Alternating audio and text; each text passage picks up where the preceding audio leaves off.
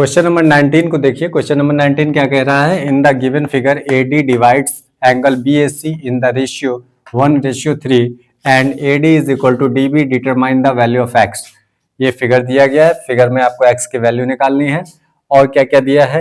ये रेशियो दिया है। किसका रेशियो दिया है? ये जो AD है, ये AD एंगल BAC यानी इस एंगल को ये डिवाइड कर रहा है। BAC को ये डिवाइड कर रहा है। किस रेशियो में डिवाइड कर रहा है? 1:3। रेशियो को आप लोग ध्यान से समझे। ये रेशियो दिया है, एग्जैक्ट वैल्यू एंगल की नहीं दी है। रेशियो का मतलब ये है जैसे कि मान लीजिए ये 20 डिग्री है और ये आपका जो है 60 डिग्री हो गया। यदि इसको डिवाइड करेंगे तो 1/3 आ जाएगा, जो कि 1:3 होता है। ठीक है, तो ये रेशियो दिया है, एग्जैक्ट वैल्यू नहीं दिया है। तो एग्जैक्ट वैल्यू को बनाने के लिए आपको क्या करना पड़ेगा? किसी वेरिएबल से इसमें मल्टीप्लिकेशन करना पड़ेगा। हम आपको अभी आगे दिखाएंगे कैसे क्या करना। तो इस क्वेश्चन को देख लेते हैं। सबसे पहले लिखेंगे हम लोग सिंस AD डिवाइड्स, किसको डिवाइड कर रहा है? BAC को। एंगल BAC, ठीक है। अब BAC में देखो आप दो एंगल है, एक तो BAD और एक DAB। Then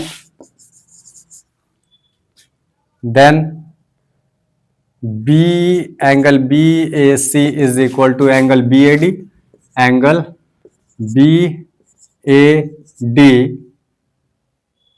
plus angle DAC, angle DAC।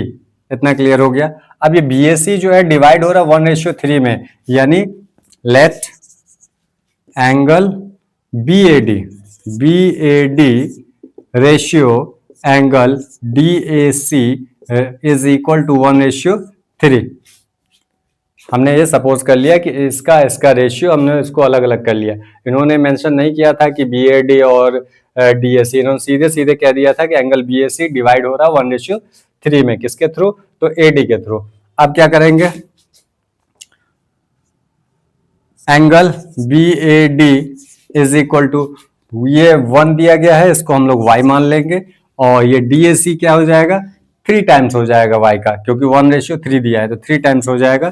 Angle DAC is equal to 3y। कहीं भी रेशियो आपको दिया है तो एग्जैक्ट वैल्यू नहीं होती। एग्जैक्ट वैल्यू बनाने के लिए आपको किसी वेरिएबल से, चूंकि x यहाँ दिया गया था इसलिए हमने यहाँ y ले लिया।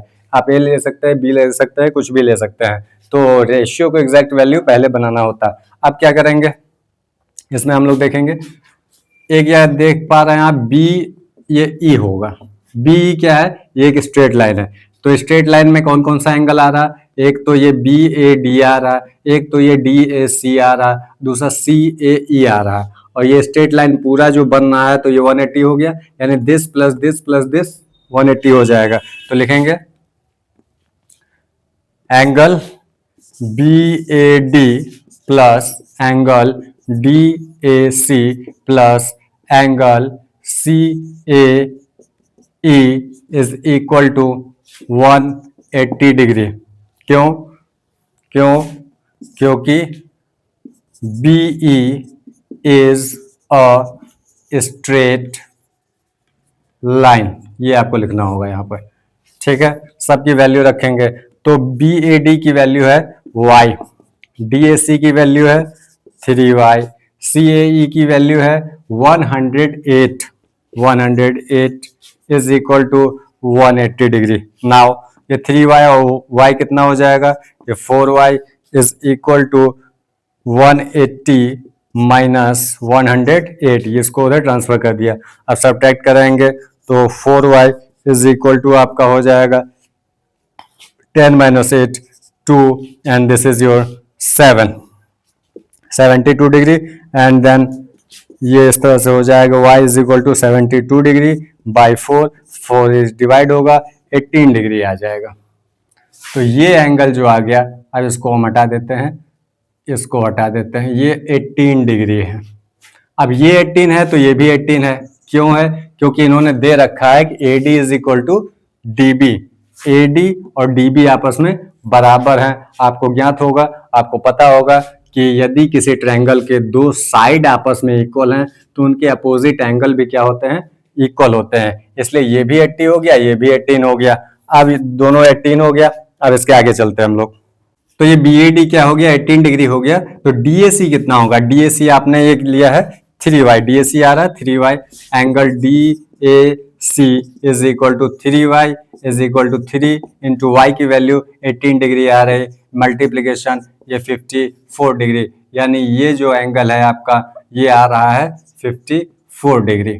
ओके, अब ध्यान से देखिए, यदि हम इस लाइन को हटा दें यहां से तो ये कंप्लीट ट्रायंगल बनना ABC, ABC। तो इस सिचुएशन में क्या हो गया, ये एक एंगल हो गया, ये एक एंगल हो गया और एक ये एंगल हो गया।